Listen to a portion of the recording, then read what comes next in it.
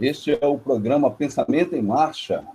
E a partir deste programa, nós vamos passar a entrevistar alguns professores, alguns companheiros de luta e também de pensamento, para que a gente possa discutir temas que sejam muito importantes para a sociedade brasileira.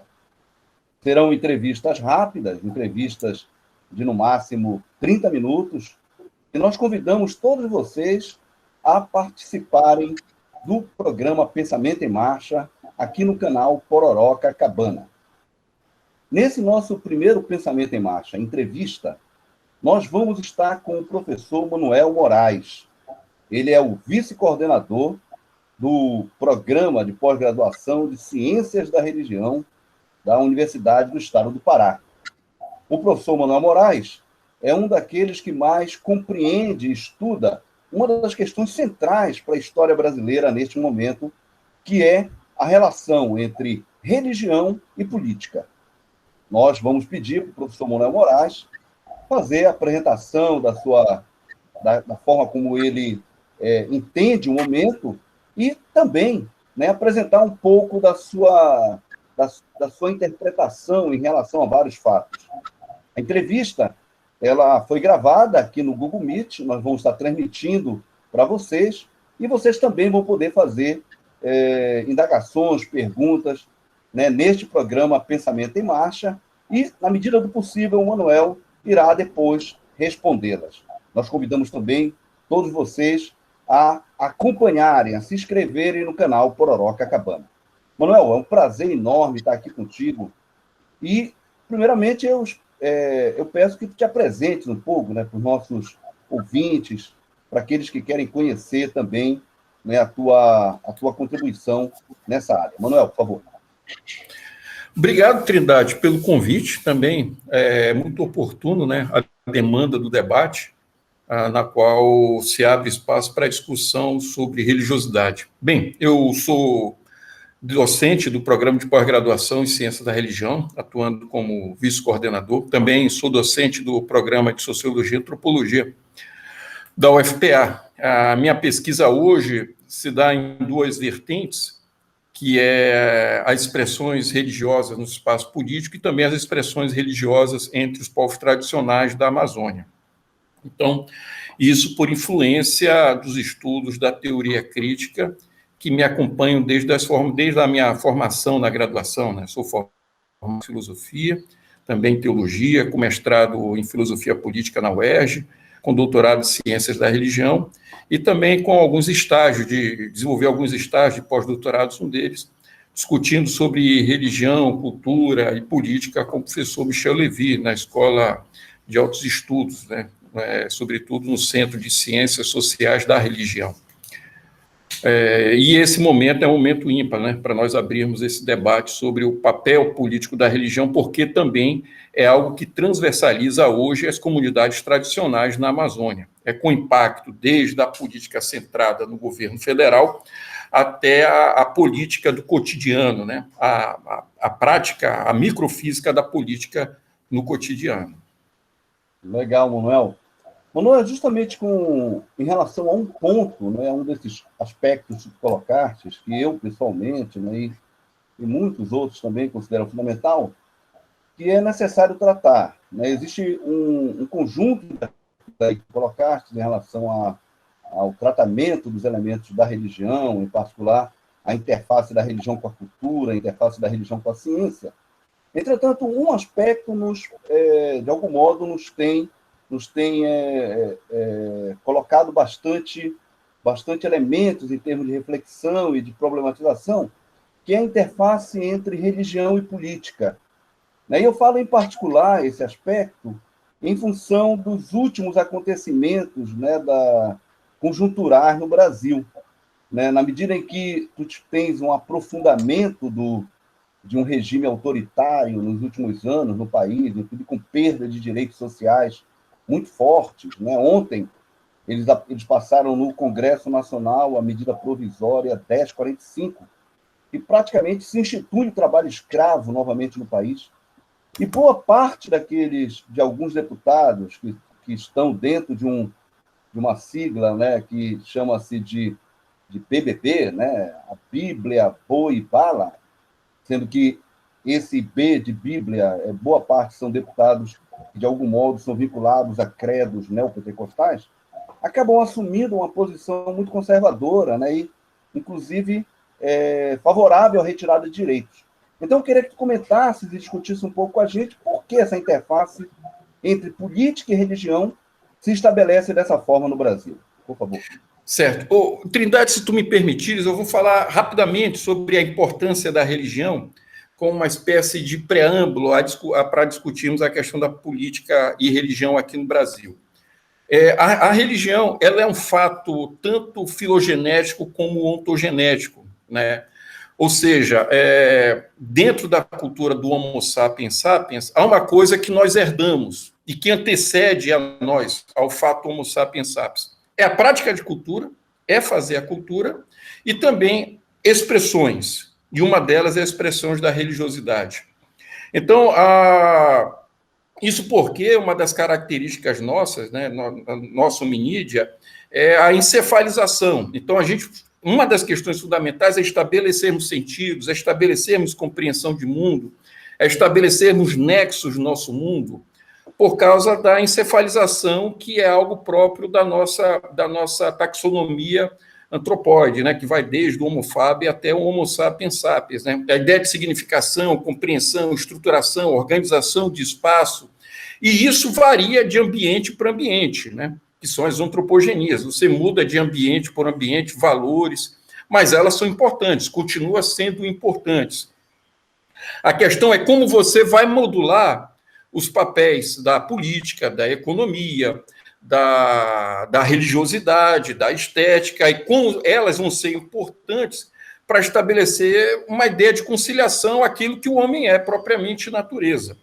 Então, a religião, por conta disso, ela sempre foi presente nas culturas, na sociedade, do ponto de vista histórico. Se não ela, na sua inteireza, pelo menos flertes delas, né, elementos delas, como a ritualidade política, né, a prática de dádivas, outros elementos que são, vamos dizer assim, que são expressões delas, são contidas em várias políticas. No Brasil, da colonização até o nosso tempo, nós temos uma faceta, né? O cristianismo institucional, ele é um cristianismo, né, hegemônico, de evangelização do ponto de vista de cruzadas, é uma evangelização de cruzadas, né? Você vai ver isso na história do Brasil. O cristianismo que chega no Brasil é uma missão de cruzadas e também uma religiosidade de ocupação do Estado. Então, o Brasil é formado pelo Estado pré-moderno, né? Pelo Estado Nacional Português pré-moderno, e se estabelece no Brasil. Então, a política de organização, a política de ordenação social, econômica, produtiva no Brasil, ela tem uma relação íntima, ela tem uma relação fisiológica entre a política de Estado e as suas expressões institucionais de religiosidade. Bem, com isso, você já vai ver que vai existir diferenciações, né? O discurso de Estado e a sua memória política e as práticas do cotidiano da política, que as pessoas costumam chamar de práticas populares, né? Ou de práticas cotidianas de religiosidade. Mas como vai se caracterizar majoritariamente a religiosidade no nosso Brasil? Quando o Brasil se estabelece como um Estado, ela tem uma bandeira, né? E é uma bandeira verde e amarela. É uma bandeira de Orleans e Bragança. Quando o Brasil se estabelece república, a sua bandeira não é traduzida com as cores da Revolução Republicana, né? Então, ela não traz, por exemplo, a cor vermelha e branca, ou poderia ser azul, como você vai encontrar os estados que fazem, né, o acordo ou o contrato revolucionário do Estado republicano. Não, nós nos tornamos republicanos, porque quem sedimenta essa república já não é mais a Marinha, mas é o Exército Brasileiro, né? O Exército Brasileiro sedimenta a república, e é uma república muito interessante, porque ela traz a cores Orleans e Bragança. Então, é um Estado hipoteticamente laico, mas aristocrático com o imaginário católico cristão. Então, esse é o Brasil. Mas se você for ler, com a ajuda de alguns sociólogos, como o Roberto da Mata, como o Faoro, como o Florestan Fernandes, você vai ver o seguinte: essa república não é constituída a partir de uma base de contratualismo revolucionário, como se pode ver tanto no pensamento marxismo, ou como pode ver no pensamento de Rousseau, no pensamento político constitucionalista. A gente não tem uma base de uma sociedade civil que estabelece uma construção representativa de um Estado. Não, é sempre de forma dedutiva, vendo essas formas de poderes, onde esses poderes a gente pode dizer que tem paradigmas ainda, são paradigmas ainda muito fisiologistas, patrimonialistas, né?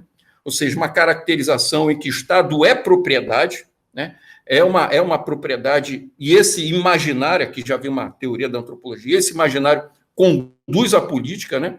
Você tem que chegar ao status de acúmulo de capital político ou financeiro e você vai se relacionar com o poder de forma fisiológica e patrimonial. E a cidadania são os seus servis, né? São os seus servos. Bem, essa é a cultura brasileira, que Roberto da Mata vai chamar de aristocrata, que o Raimundo Faoro vai chamar de patrimonial e que o Florestan Fernandes, nos estudos sobre a sociedade pré-burguesa brasileira, ou a formação da sociedade burguesa brasileira, vai dizer, né, o que Michel Levy chamava do primeiro pensador marxista weberiano do Brasil, né?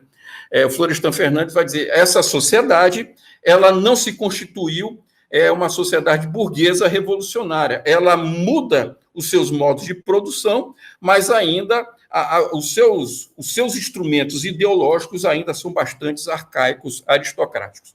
Por que eu estou falando isso? No momento que você muda a cena religiosa, essa plataforma fisiológica patrimonial se estabelece. O Brasil escravocrata, o Brasil patrimonial, o Brasil aristocrático, né, que não pensa a sua organização a partir dessa dialética de direitos sociais e direitos fundamentais, né, que é a liberdade de expressão, não pensa nisso, pensa no Estado em que quem chega ao poder tenta se estabelecer no poder como dono, então, patrimonial, e vai se relacionar para continuar sendo dono de forma fisiológica, ou seja, não é normativa, não é legal, é pela fisiologia, pela intimidade. Então, quando esse Brasil passa a ser evangelizado, não mais de forma cruzatina pelo catolicismo, mas agora pelos missionários americanos, o que vale dizer que esses movimentos cristãos não católicos do Brasil não sejam protestantes, eles sejam igrejas de missões, batista, presbiteriana, metodista, majoritariamente, chegam no Brasil e adotam uma perspectiva, vamos dizer assim, você adota uma perspectiva em que elas se adaptam a essa lógica patrimonial. Então, o pastor, ele não é um líder religioso, né? Ele começa a estabelecer comando patrimonial à igreja, né? Ele passa a ser o representante dono da igreja. Então, você tem o R.R. Soares, que é dono da igreja, o Edir Macedo, que é dono de uma igreja. Você passa progressivamente a essas igrejas que vão se formando em que ela tem donos, né? Não, são congregações, são quase que empresas com patrimônio e com dono também. Ora, essas igrejas, elas acabam sucumbindo a esses valores tradicionais, né? Esses valores que não percebem a importância dos direitos sociais, dos direitos individuais. O que elas querem estabelecer é o emparelhamento dela a essa estrutura de poder, tanto da economia, como também a de Estado. Por isso que, na mudança dessa figuração religiosa, as igrejas evangélicas hoje tradicionais, como o nosso ministro da Educação, que diz que a universidade é um espaço restrito, é alguém que tem uma mentalidade tipicamente do Mackenzie, né? Não tem uma concepção liberal como o Mackenzie se diz ter, né? Não é uma concepção liberal, é uma concepção bastante tradicionalista, bastante aristocrata, né? Os alunos Mackenzie têm cor, classes sociais e pensamentos patrimonialistas na composição das suas ideias e nas suas expressões eleitorais e nas suas relações históricas com os estudos humanos da USP. Tem uma história, hoje é ministro da Educação, então essa mentalidade hoje do ministro da Educação representa a mentalidade desse movimento evangélico e, mais ainda, as suas versões, que são os pentecostalismos, que uma delas é o neopentecostalismo. Ok.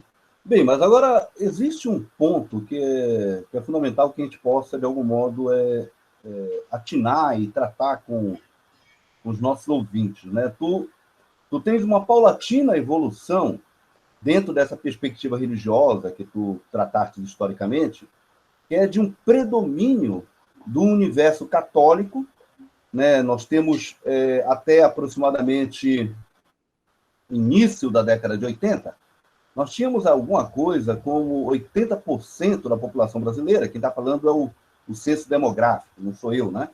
80% da população brasileira se declarando como católica. Se tu observares, obviamente que nós não tivemos um censo agora, né, o que é próprio desse momento tão ruim que nós estamos tendo, né? Pela primeira vez na história, né, nós não vamos ter um censo demográfico no Brasil, né? Não existe orçamento previsto para o ano de 2022, né? E o IBGE, inclusive, o Instituto Brasileiro de Geografia e Estatística, está sendo desmontado. Então, bem, no último censo, no censo de 2010, nós já tínhamos aí alguma coisa como próximo a 25%, 28% de pessoas já se declarando dentro desse conjunto de credos que você denomina de neopentecostais. Então, e provavelmente isso cresceu bastante nesses últimos 10 anos, né? Então, a pergunta que eu te coloco o que é que levou a essa perda de substância do catolicismo e o paulatino crescimento desses credos neopentecostais, e como é que isso se integra, como é que isso se arregimenta dentro da perspectiva também de uma certa perda de capacidade de influência dos chamados setores de esquerda, né, dos chamados socialistas em particular, também sobre a sociedade. Existe uma interação, quer dizer, é possível pensar uma interação entre perda de influência católica, aumento do neopentecostalismo e, ao mesmo tempo, também perda da influência de setores de esquerda junto à população, né? E, na continuação disso, como é que é possível, de algum modo, construir pontes de interação, de conversação, de debate com esses segmentos, né, que cresceram muito, né, e são muito expressivos hoje, principalmente junto aos setores mais populares da sociedade brasileira. Como é que é possível construir pontes de conversação, de debate, e como é que isso, de algum modo, deve ser tratado, né, tanto sob o ponto de vista do pensamento, que é isso que nós estamos fazendo aqui, mas também sob o ponto de vista concreto. Ok. Trindade, se eu estiver errado, tu me ajuda a refletir melhor, tá bom? O Brasil passa por um processo de desindustrialização há pelo menos 30 anos. Coincidentemente, nesses 30 anos também há o progresso dos movimentos evangélicos. O processo de desindustrialização acontece nas áreas urbanas com o aumento do mercado, com o aumento de créditos para compra, com poder de compra, né? E isso acontece numa desestabilidade de uma cultura. E essa cultura da industrialização trouxe organizações sociais como o sindicato, né? O Sindicato do Brasil, que é uma cultura que veio pelos italianos, é uma cultura que veio pelos intelectuais alemães, é uma coisa que se estabeleceu muito dentro dos espaços urbanos, essas concepções constitucionalistas, sindicais. No momento que há essa desindustrialização, é o mesmo momento você vê, por exemplo, bairros como Moca muda completamente, deixa de ser um bairro italiano, passa a ser um bairro nordestino, e hoje a Moca é um bairro, vamos dizer assim, de bolivianos, né? De povos andinos que vêm procurar atrás de trabalhos, né? E os trabalhos que eles chegam aqui e encontram não são trabalhos de produção, são subtrabalhos de comercialização, de pseudo-industrializações, trabalhos totalmente daquilo que a gente pode chamar de radical alienação da vida, né? Do corpo também. Então, essa desindustrialização vem com esse processo de evangelização. Há um desmonte do ideal da organização social, da organização dos direitos. Nessa época, nós tínhamos as comunidades eclesiais de base, né, que era fundamental, era repensar o marxismo dentro dos movimentos religiosos, isso aberto pelo Vaticano II, com a teologia da libertação também. Então, era uma mobilização de organização da sociedade civil. Foi com a teologia da libertação que começou-se a discutir, por exemplo, os direitos da mulher, os direitos dos trabalhadores, os direitos campesinatos. Já vinha de movimentos anteriores, né? Claro, já vinha de movimentos anteriores, mas também começou a estabelecer, por exemplo, se pensar o direito das diversidades religiosas, como as religiões afrodescendentes, como as religiosidades indígenas, como é o CIMI, a Pastoral da Terra. Então, começou a se articular movimentos sociais. A desindustrialização e a financeirização da produção do campo, da produção agrícola, voltou-se uma mentalidade, vamos dizer assim, pré-citadina brasileira, né? Então, a essa explosão dos movimentos evangélicos não se dá mais no contexto das organizações sociais. Pelo contrário, tem até uma piada que fazem, né? Que diz o seguinte: a Igreja Católica opta pelos pobres e os pobres optam pelo pentecostalismo, né? Quer dizer, essa brincadeira de fato. As SEBs se esvaziaram e começou um crescente movimento do pentecostalismo. De que maneira? Ora, com esse crescimento do mercado, uma das coisas que começou a se investir foi na mídia, né? Foi na mídia. Se você lembrar muito bem, a bancada evangélica, que já pode ser detectada desde a Constituinte de 88 e depois da época do Sarney, do Collor, essa bancada era dona progressivamente de rádios e televisões, né? A TV Record foi comprada por um Batista. Depois esse Batista se endividou e foi vendida para o Edir Macedo, quando se forma a televisão hoje da Record, né? Como a Record tem maior rendimento? A Record, ela não pode ser porque é proibida, mas ela é ligada à Igreja Universal de que maneira? A Igreja Universal compra a altos custos a programação da noite da Record. Ora, para quê? Para que a Record seja um aparelhamento ideológico 24 horas por dia de um tipo de movimento evangélico, né? As rádios FM, AM no interior tinham essa propagação, né? Você tinha, não é mais discussão política, né? Você passa até a propagação dos cultos, das igrejas, do progresso, você ter desse progresso econômico, né? Você vai ter ganho econômico. Isso é muito sedutor, né? Vamos pensar que a gente não consegue imaginar o que seja a política, né? A política vai morrendo em nome do mercado. As pessoas vão querendo bem-estar, vão querer aquilo que imaginava ser difícil, trabalhoso, oneroso, que é pensar politicamente, elas imaginam que vão conseguir rapidamente com o mercado, com o dinheiro, né? Com a oferta de créditos, né? Até uma hora que isso começar a se tornar exuberante e começar a vir o endividamento, mas o endividamento já vai começar a chegar. Mas enquanto tem essa oferta de crédito, essa promessa de prosperidade, esse cristianismo começa a se associar fisiologicamente a isso. Como reverter isso? Tinha uma palavra do Rubem Alves, Trindade, que era o seguinte: o que é mais fácil? Fazer um ovo ou quebrar um ovo? Hoje, a gente vive o sintoma de que nós estamos quebrando ovos históricos a toda hora.